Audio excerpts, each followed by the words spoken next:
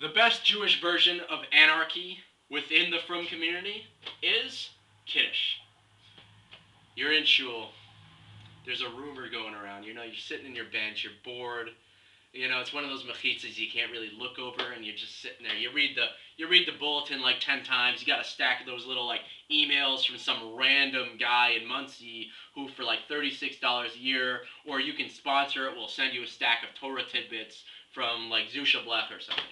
So you're reading those. You're bored as f, and suddenly someone says, "Dude, I heard there's a Kiddush today, man." And you're like, all of a sudden, you're just like, there's like it's one of those like commercials for like Lipitor where people are dancing in the fields. It's one of those you're running. You're running. You have a kugel in one hand and a big piece of kishka in the other, and you're just running through the field and you're prancing along, and suddenly you're kicked back to the haftorah, and you're like, damn, I hope this rabbi doesn't speak.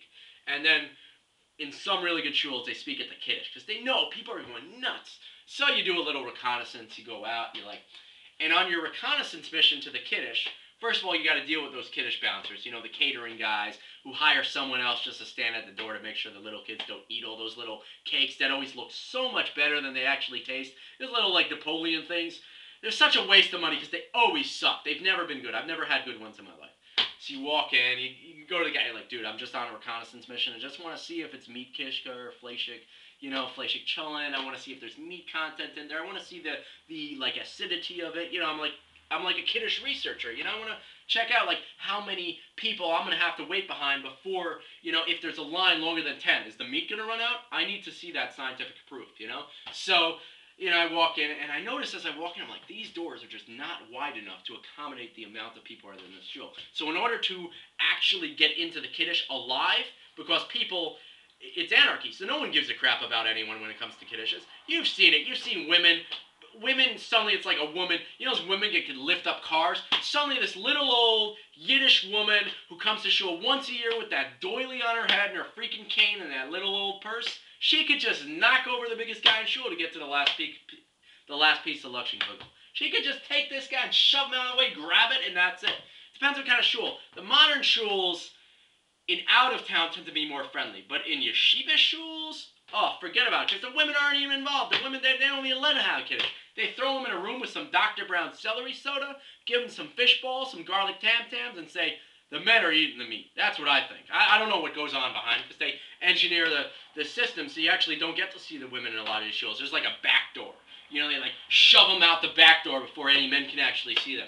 So, but in most normal shuls where it's a mixed kiddush, been to like Young Israel Flatbush, people murder each other. People literally are like, like it's no holds bar. It's survival of the fittest. It's total, it's like a Darwinist, it's like Darwin. It's like people are literally going to kill each other to get that meat in the cholent. And then you can hear almost the moans and the groans are visibly on people's faces. Someone always drops the spoon in the cholent. I don't care.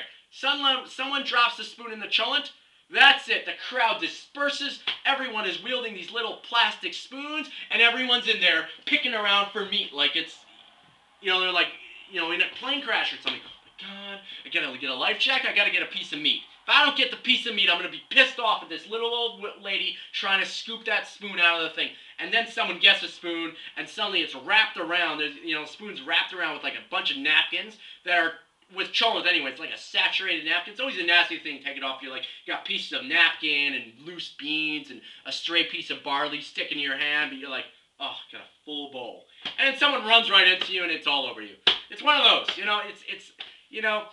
but, and some kiddushes, the engineers who act, the urban planners for kiddushim, they should have a program for that, because I hate those kiddushes where you go and they put everything on one table. Even if there's 3 cholent buckets, it's on one table. One freaking table. They could have put it with the cake. They could have put it with the seltzer. No, they put it right here. And there's like a huge spread of scotch, but it's all the way on the other side of the room. So they have to people have to run across. I think they're trying this whole anti-obesity strategy. You go to the cholent, you run over. It's like the most exercise you're actually going to do all day. You run over to the scotch table. Then you got to run over to the soda table. It's always flat. It's from like last week's Shalashudas or something. Then you gotta go, then you're like, oh man, we got vegetarian liver, where the heck are the tam-tams at? And you're like, damn man, they got those matzah tam-tams? All you need is some garlic tam-tams. How hard is that?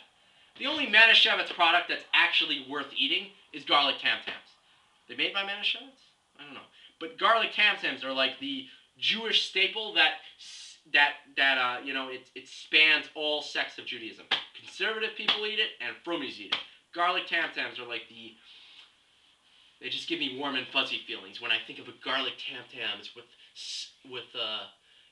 dripping off like almost like sexual, like a garlic Tam Tam with a little dollop of matcha herring with maybe a couple scallions and oil just all over my hand. I mean, just like eating it up and like licking my face. That's what I think of Kiddush.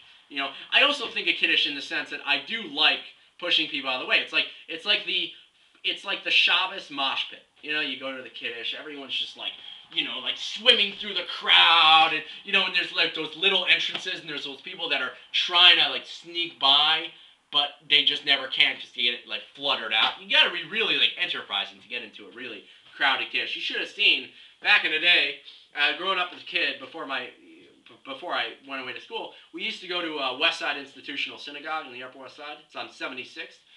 Every year, no one would ever come to our shul, by the way. It was one of those shuls that could fit 1,000 people, but only 50 people or so actually came to shul. And there were like 3 women. Every Shabbat. But on Simchas Torah, they decided that they're going to make a sushi kiddush for singles.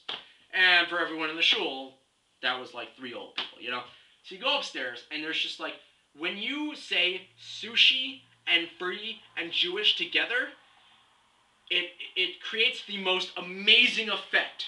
You see perfectly sane single people looking for a date that say, screw the date, I'm getting my free tuna roll. You know what I'm saying? And it's not a one free tuna roll. It's literally like, like they're like piling it up. Like those people that would rather die with their treasure than leave 1 coin, behind. Those people, like they're literally armloads, just people, all mannerisms just fly out the window, and it's just this like sushi throng, like if they have funnels, everyone's funneling sushi, I love sushi too, personally. I think it's a ripoff. I rarely buy it unless the state is actually paying for my food, which is in the summers. I think it's the most overpriced, ridiculous thing. Like $8. The fact that I'm eating these little things that cost $1 a piece bothers me immensely. Because they're not worth like $1. I get so much more pleasure out of like a Snickers bar, which is half the price. So it just bugs me. But Kiddushes are nuts, man. Kiddushes they're awesome, man. It's plain to see.